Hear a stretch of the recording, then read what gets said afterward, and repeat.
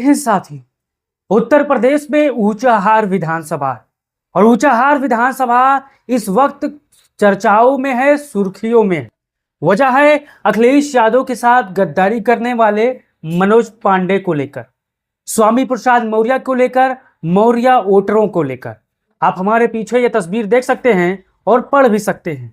मनोज पांडे की विधायकी खत्म होगी, ऊंचाहार से चुनाव लड़ेंगे मौर्य जी। अखिलेश ने बनाया मास्टर प्लान साथी। जैसा कि आप जानते हो, उत्तर प्रदेश के 2027 के विधानसभा चुनाव में अखिलेश यादव कोई गलती नहीं चाहते। समाजवादी पार्टी का जो पीडीए फार्मूला है वो सुपर हिट धीरे धीरे हो रहा है।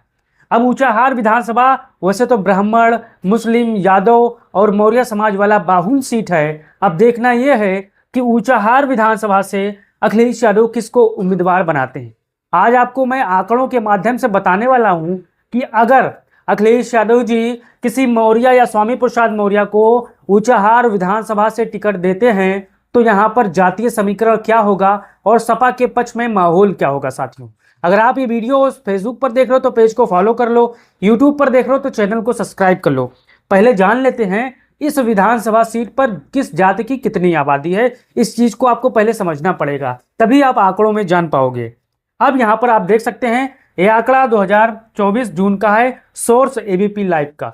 आप सब पढ़ सकते हैं। नीचे आप ऊंचाहार की विधानसभा क्षेत्र का सरल और स्पष्ट आंकड़ों के आधार पर जातीय समीकरण देख सकते हैं, जिसमें मुख्य जातियों की अनुमानित मतदाता यहाँ पर दर्शाई गई है। अब इस सीट पर दलित जो कि 64,000 है, पासी दलित, ओबीसी यहाँ पर यादव जो ओबीसी में आते हैं 42,000 है, ब्राह्मण जो सोरण में आते हैं 40,000 है, क्षत्रिय राजपूत जो कि 36,000 है, ओबीसी यहाँ पर 25,000 है और मुस्लिम यहाँ पर 18,000 है साथियों। यहाँ पर आप ये जातीय समीकरण समझ लीजिए, तभी आपको समझ में आएगा कि माहौल क्या है।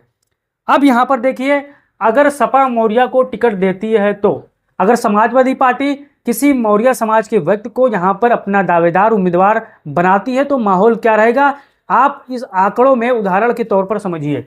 मौर्य वोट यहाँ पर 25,000 है, इस चीज को आपको ध्यान देना है। मौर्य समाज अपना समाज का प्रत्याशी देखकर एकजुट होकर वोट कर सकता है। इसमें से 70 से 80% वोट सपा को जा सकता है, यानी 18 से 20,000 वोट समाजवादी पार्टी को मौर्य कैंडिडेट होने पर मिल सकता है। अब यादव वोट यहाँ पर समझिए, ये समाजवादी पार्टी का बहुत ही मजबूत वोट है जो कि 42,000 है। यादव समाज सपा का पारंपरिक वोट बैंक है। मौर्य प्रत्याशी होने से कई खास नकारात्मक असर नहीं पड़ेगा, यानी अखिलेश यादव यहाँ पर अगर मौर्य उम्मीदवार देंगे तब भी सपा के जो कोर वोटर हैं यादव समाज के, कोई फर्क पड़ने वाला नहीं है। 80 से 90% तक यहाँ पर यादव समाज का वोट मिल सकता है।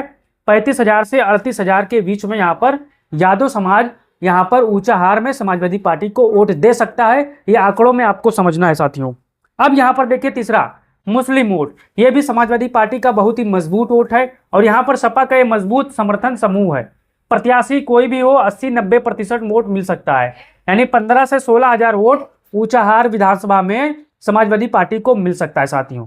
अब पासी समझिए 64,000 है।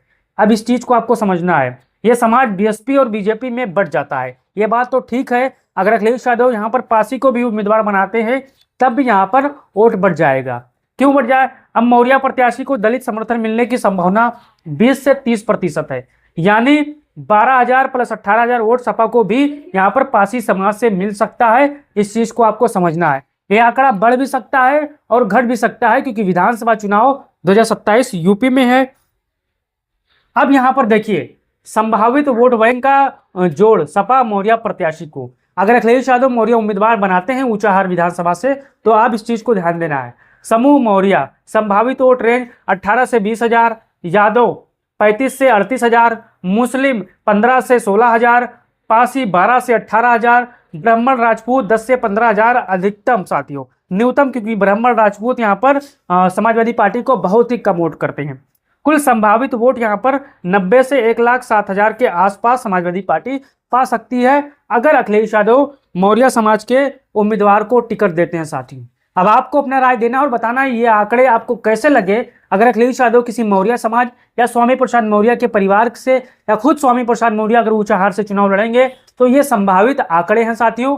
ये कोई एकदम पक्की खबर नहीं है कि इतने ही वोट मिलेंगे, इसमें बढ़ भी सकते हैं घट भी सकते हैं, ये आंकड़े हैं। अब आपको अपना राय देना और बताना है। आपका दिमाग, आपका विवेक, आपकी बुद्धि क्या कहती है इन आंकड़ों को देखकर। इस वीडियो को शेयर करिए और चैनल को दबा के सब्सक्राइब करिए, पेज को फॉलो कीजिए। जय हिंद साथियों।